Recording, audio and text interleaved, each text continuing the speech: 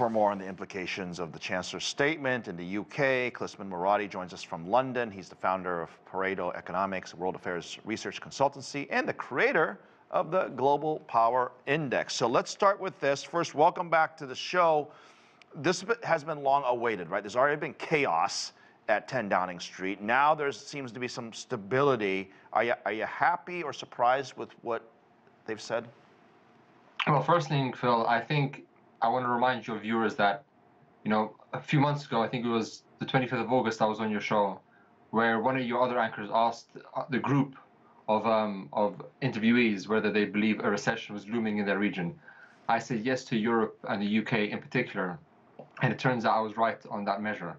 But given the fact that this new Chancellor was brought in by a failed Prime Minister, Liz Truss, before to clean up what failed policies Kwasi Kwarteng had put into place, I think what we see are responsible measures when you compare it to the past administration.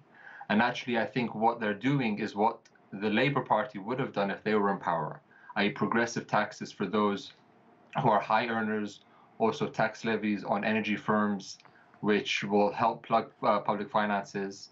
So they'll try their best to keep to their sort of aims of stability, growth, and public services. And I think these show good moves for the future. I mean, it's certainly interesting because the two parties traditionally have been very far apart, especially when it comes to economic policy. But what you're saying here is that essentially it all kind of seems to have most people getting most of what they want to get the economy. I know it's in the recession now, but it certainly doesn't have to stay there. And if this works, then the recession can be a very short or very mild one, right?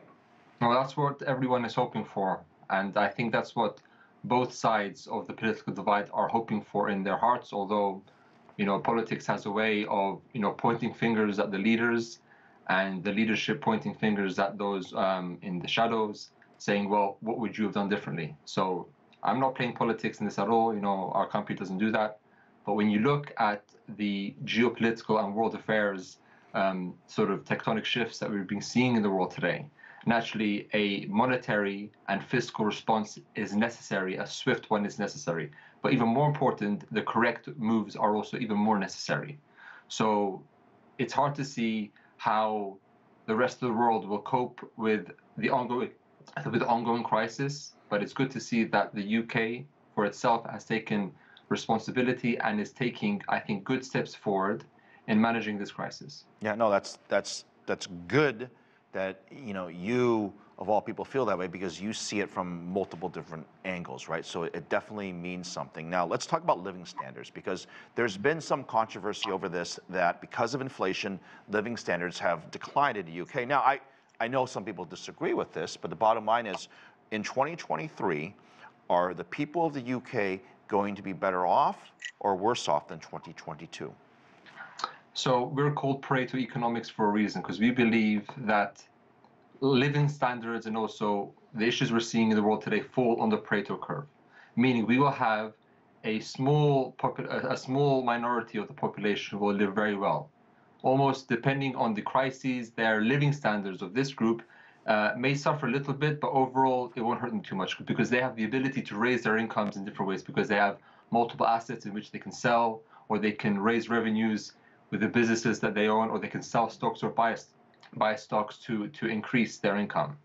And then you have almost the middle class and also the working poor in this country who are working, who are making a living, but are still suffering due to the conditions that we see in the world, but they're feeling the impacts today. So living standards, is the UK going through a crisis of living standard? It depends on who you ask. Those who live in the areas of Knightsbridge may say no, but those in other parts of the country will definitely say yes. Just last question, I want to get your take on the UK's relationship with Europe, because it's been a very dicey one. Post-Brexit, it remains controversial, but I don't want to ignore the rest of the world either, because the UK trades with China, the US, and probably 100 other countries around the world. And we've seen this slow sort of anti-globalization take place where everyone is now facing problems in their home country and they're focused on that. And some worry that we won't focus on, this win-win globalization. What's your take on that? Well, look, it's our assertion that the world is going through what we call the great convergence, where issues like globalization, geopolitics, transformative technology, and societal change are all coalescing and impacting the world in many different ways. And the impacts of this great convergence is impacting the world, and the results of that are very divergent. Meaning, in some parts of the world, having massive technological leadership and growth mixed with the ability to export these to the rest of the world is doing great. But those parts of the world which are suffering geopolitical risk and societal changes for the worse are seeing the negative impact of that. So what we'll see over the next 50 years, I believe, is a lot of changes, wholesale changes to societies, economic structures, and also power balances in the world that I don't think we're ready for.